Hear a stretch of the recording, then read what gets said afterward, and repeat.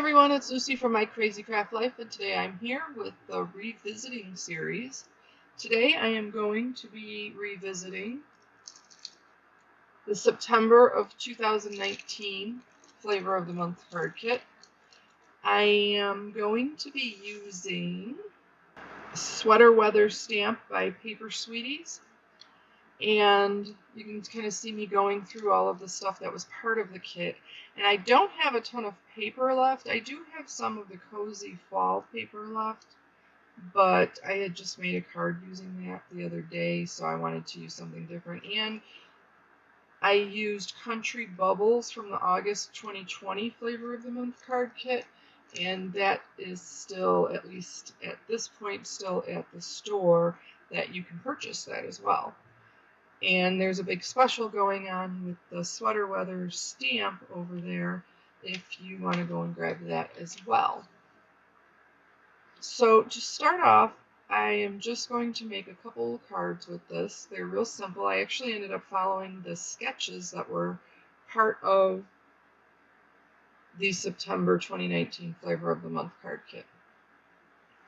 And I am stamping my images, and I'm using the Misty because that sweater is a solid stamp, and I wanted to make sure that I got a good solid image, and since I was already had it out, I just decided to continue with that.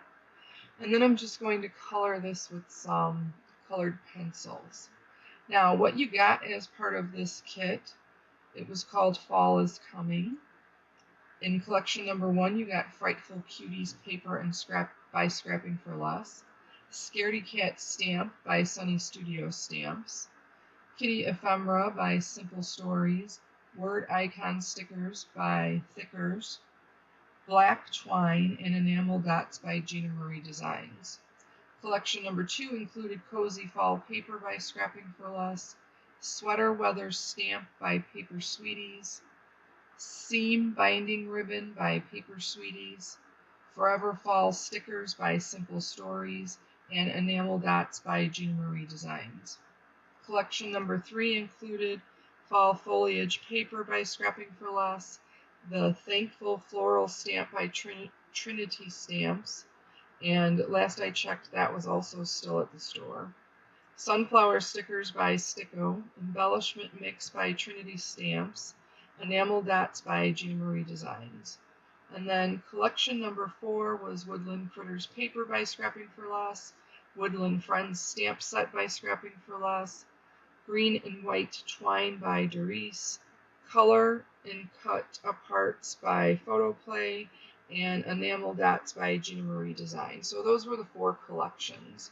Now with this, I decided I wanted another sweater to kind of be layered in there.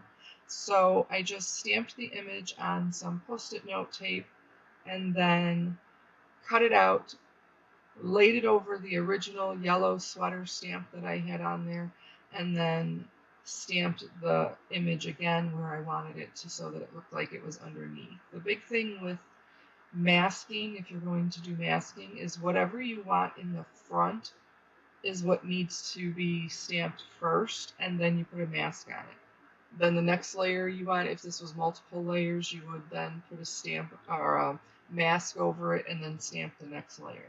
And then mask that and then stamp another layer and just continue that way. So it's going to go, what you're going to see first is what you stamped first.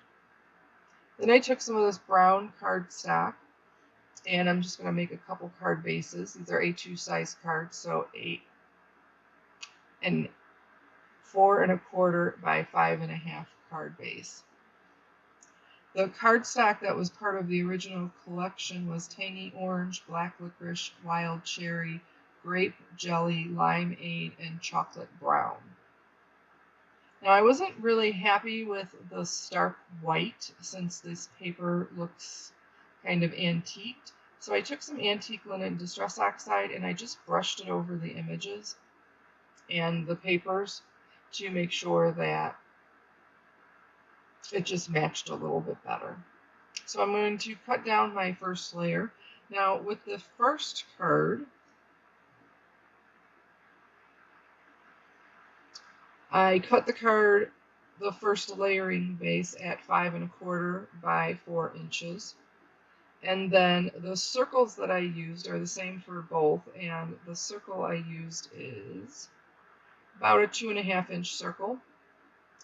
The piece that I end up using in the background is 2 1/4 inches by 1.5 inches. And then the sentiment I decided to put onto another piece of the card pattern paper, and that is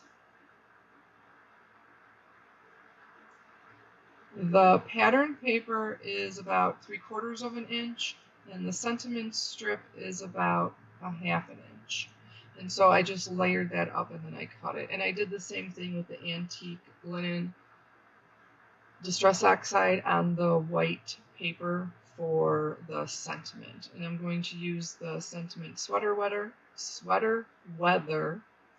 and stamp that on there. And then, like I said, I just end up layering this up. Now, if you, on top of the cardstocks, you also got 2 sheets of Neenah 110-pound Classic Crest Smooth Solar White cardstock and 4 A2 size white envelopes.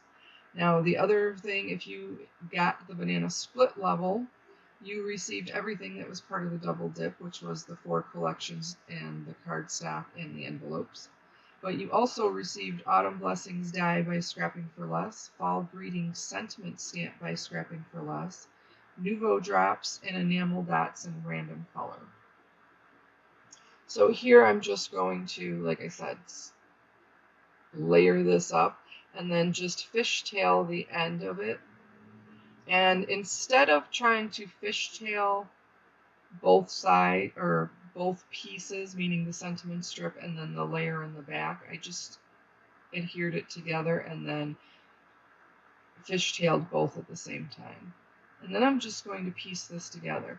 Now, as I was going through this, I decided I did not like the blue background or the roses, and I wanted to use a different one. So I flipped it over, and I decided I did like that blue for the background. But then I didn't like the piece that I was going to use as a back piece, so I ended up having to cut another piece down. And that's what I'm doing here. And then I'm just going to piece this all together.